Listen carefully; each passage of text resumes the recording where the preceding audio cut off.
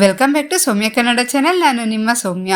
Friends, ಏನಾದರೂ ನಮ್ಮ ದೇಹದಲ್ಲಿ ಏನಾದರೂ ಸಣ್ಣ ನೋವು ಬಂದಾಗ ನಾವು ಪರವಾಗಿಲ್ಲ ಬಿಡು, ಒಂದು ಮಾತ್ರೆ ತಿಂದರೆ ಎಲ್ಲ ಸರಿ ಹೋಗುತ್ತೆ, ಇಲ್ಲ ಬಾಂಬ್ ಹಚ್ಚಿದ್ರೆ ಎಲ್ಲ ಕಡಿಮೆ ಆಗುತ್ತೆ ಅಂತ ಅಂದ್ಕೊಂಡು ನಾವು ಸುಮ್ಮನಾಗ್ತೀವಿ.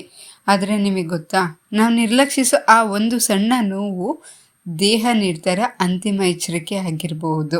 ಅಸಲಿಗೆ ಯಾವ ನೋವನ್ನು ನಾವು ಸಾಧಾರಣ ಅಂತ ಕರಿಬೋದು. ಯಾವ ನೋವು ಬಂದರೆ ನಾವು 1 ಸೆಕೆಂಡ್ ಕೂಡ ತಡ ಮಾಡದೆ ನಾವು ಆಸ್ಪತ್ರೆಗೆ ಹೋಗಬೇಕಾಗತ್ತೆ. ಸಣ್ಣ ಮಕ್ಕಳಿಂದ ಹಿಡಿದು ವಯಸ್ಸಾದವ್ರಿಗೆ ಯಾರಿಗೆ ಯಾವ ಲಕ್ಷಣಗಳು ಪ್ರಾಣಾಪಾಯ ತರಬಲ್ಲದು. ಈ ವಿಷಯ ನಮಗೆ ತಿಳಿಯದೆ ಪ್ರತಿ ವರ್ಷವೂ ಲಕ್ಷಾಂತರ ಜನರು ಪ್ರಾಣವನ್ನು ಕಳೆದುಕೊತಾ ಇದ್ದಾರೆ. ಈ ವಿಡಿಯೋನ ದಯವಿಟ್ಟು ಕೊನೆವರೆಗೂ ನೋಡಿ. ಯಾಕೆ ಅಂದರೆ ಇಲ್ಲಿರೋ ಮಾಹಿತಿ ನಿಮ್ಮ ಅಥವಾ ನಿಮ್ಮ ಕುಟುಂಬದವರ ಪ್ರಾಣ ಉಳಿಸ್ಬೋದು. ಬನ್ನಿ ಸ್ಟಾರ್ಟ್ ಮಾಡೋಣ. ಫಸ್ಟ್ ನಾವು ಮಕ್ಕಳ ಬಗ್ಗೆ ಡಿಸ್ಕಸ್ ಮಾಡೋಣ. ಅವ್ರಿಗೆ ಎಲ್ಲಿ ನೋವಾಗ್ತಾ ಇದೆ ಅಂತ ಹೇಳೋಕ್ಕೆ ಬರೋದಿಲ್ಲ. ಹಾಗಾಗಿ ಪೋಷಕರು ಈ 2 ಲಕ್ಷಣಗಳನ್ನ ನೀವು ಗಮನದಲ್ಲಿ ಇಟ್ಕೊಬೇಕಾಗತ್ತೆ. ಮಗು ಹೊಟ್ಟೆ ನೋವು ಅಂತ ಏನಾದ್ರು ಅಳ್ತಾ ಇದ್ದರೆ ಅದನ್ನು ಕೇವಲ ನೀವು ಗ್ಯಾಸ್ಟ್ರಿಕ್ ಅಥವಾ ಅಜೀರ್ಣ ಅಂತ ಅಂದ್ಕೊಬೇಡಿ.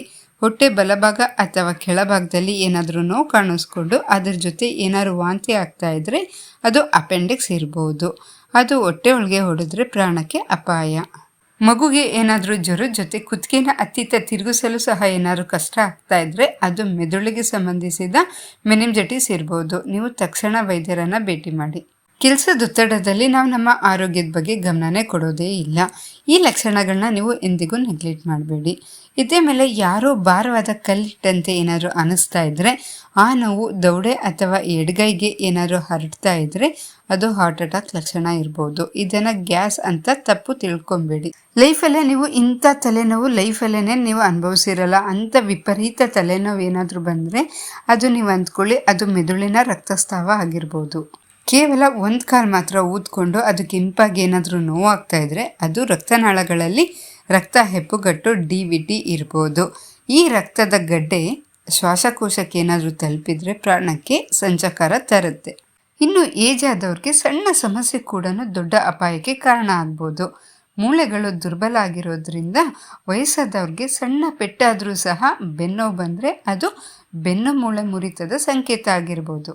ಮಾತು ತೊದಲೋದು, ಮುಖ ಒಂದು ಕಡೆ ವಾಲಿದಂತೆ ಅನಿಸೋದು ಅಥವಾ ಕೈಕಾಲುಗಳಲ್ಲಿ ನಿಶಕ್ತಿ ಕಂಡುಬಂದರೆ ಅದು ಪಾರ್ಶ್ವವಾಯುವಿನ ಲಕ್ಷಣ ಇರ್ಬೋದು. ಇಲ್ಲಿ ಫಸ್ಟ್ 3 hours ಇದೆಯಲ್ಲ ಅದು ತುಂಬಾ ಇಂಪಾರ್ಟೆಂಟ್. ನೋವು ಅನ್ನೋದು ನಮ್ಮ ಶತ್ರು ಅಲ್ಲ, ಅದು ಪ್ರಾಣ ಉಳಿಸಲು ನಮ್ಮ ದೇಹ ಬಾರಿಸೋ ಅಲಾರಾಮ್ ಇದ್ದಂಗೆ. ಆ ಅಲಾರಾಮ್ ನಾವು ಕೇಳಿದಾಗ ಎಚ್ಚೆತ್ಕೊಳ್ಳೋದು ನಮ್ಮ ಜವಾಬ್ದಾರಿಯಾಗಿರುತ್ತೆ. ಈ ಮಾಹಿತಿ ನಿಮಗೆ ಯೂಸ್ಫುಲ್ ಅಂತ ಅನಿಸಿದರೆ ದಯವಿಟ್ಟು ಈ ವಿಡಿಯೋನ ಶೇರ್ ಮಾಡಿ. ನಿಮ್ಮ ಒಂದು ಶೇರ್ ಒಬ್ಬರ ಪ್ರಾಣವನ್ನು ಉಳಿಸ್ಬೋದು. ಇನ್ನಷ್ಟು ಇಂತಹ ಆರೋಗ್ಯ ಮಾಹಿತಿಗಾಗಿ ನೀವು ನಮ್ಮ ಸೌಮ್ಯ ಕನ್ನಡ ಚಾನಲನ್ನು ಹಿಂದೆ ಸಬ್ಸ್ಕ್ರೈಬ್ ಮಾಡ್ಕೊಳ್ಳಿ. ನಿಮ್ಮ ಆರೋಗ್ಯವೇ ನಮ್ಮ ಜವಾಬ್ದಾರಿ. ಈ ವಿಡಿಯೋ ನೋಡಿದ್ದಕ್ಕೆ ಧನ್ಯವಾದಗಳು.